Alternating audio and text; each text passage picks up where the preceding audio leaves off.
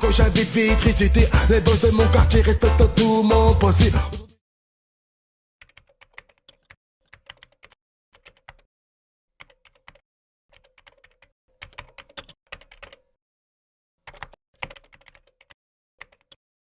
Alors il y a un événement, c'est la réédition de la compilation Ghetto Youth Progress.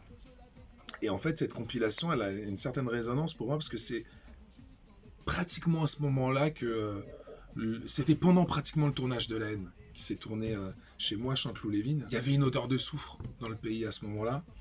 Et comme nous, on avait biberonné à l'émergence on avait assisté à l'émergence du rap West Coast, du gangsta rap, alors qu'à l'origine, on était plutôt New York. Tout d'un coup, cette compilation a participé à asseoir définitivement le leadership du rap West Coast. Déjà, Ghetto Youth Progress, les sons en eux-mêmes, les attitudes des artistes. On avait fermé la porte de East Coast, Big Daddy Kane, Eric Bien Rakim, tout ça, etc. Et c'était le rouleau compresseur NWA qui arrivait. Il y avait les mecs de Sarcelles d'un côté qui faisaient leur truc, il y avait Kenzie, Sectora, Fresh Boy, et il y avait Mantes-la Jolie. Et c'était, comment on peut dire, l'apogée des musiques avec des sirènes. L'incarnation même de la rue. Et là, c'était comme NWA avec Eazy-E, MC Rain, etc. C'était des mecs de la rue qui faisaient de la musique qui parlait de la rue. C'est-à-dire qu'ils étaient jugés partis, les mecs. Ils étaient acteurs et observateurs. Et en plus narrateurs. Et je crois que c'est une des seules compiles, je suis en train de réfléchir pour ne pas dire de bêtises, ouais, c'est pas Hexagone, où en plus, il y avait ce côté reggae. Donc voilà, pour moi, c'est la compilation des mecs de la rue qui font du rap, une des premières, mais c'est aussi la compilation qui rejoint, qui a permis de faire en sorte que deux familles, celle du reggae et celle du rap, cohabitent, parce que c'était très compliqué avant. Et ça, c'est vraiment la banlieue sud, avec la poterne des Peupliers, avec l'espace Masséna, la rue Pâté, c'est une espèce de mélange de genres, et Marc y a été pour beaucoup. Que peut-on dire sur Road Lion? C'est compliqué parce que c'est un paradoxe à lui tout seul. Il y a Marc Gilas, avec qui j'entretenais de très très bonnes relations, avec de la profondeur, de la pertinence, de l'intelligence.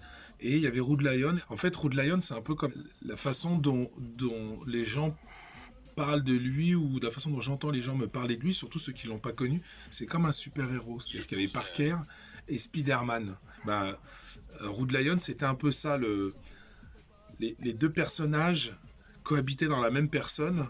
Et c'était souvent en fonction de l'heure, du lieu et des gens qui l'entouraient. Et contrairement à ce ce que beaucoup imaginent, c'est qu'il savait très très bien à quel moment être Marc Gilas et à quel moment être Rude Lion. Et ça, c'était la preuve d'une grande intelligence et d'une grande capacité à analyser l'environnement dans lequel il était. Et c'est ce qui est magique. Je me souviens, un jour, on était au studio d'Avou. Et un jour, donc, on avait une discussion nocturne très tard. Et on parlait de tout, de la vie, du business, de l'économie, de l'entrepreneuriat, bref. Il m'avait dit, tu sais quoi, frérot, des fois, j'en ai marre de Rude Lion. Il me fatigue. Et j'avais trouvé ça d'une grande intelligence, parce que ça actait le fait que c'était une personne d'une grande complexité, mais qui était consciente de cette complexité. Et on parlait du métissage aussi, qui était une grande question pour lui, qui était une grande interrogation. Est-ce que je suis trop ceci ou pas assez cela? Et moi, j'avais vraiment une relation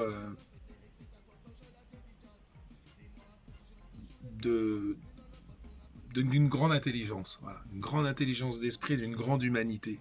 Et vraiment, le jour où il m'a exprimé cette ambiguïté d'arriver à conjuguer les deux personnes en lui, je lui ai dit, ah ouais, je lui ai dit, moi, tu sais quoi, le mec que j'aime beaucoup, c'est Marc Gilas.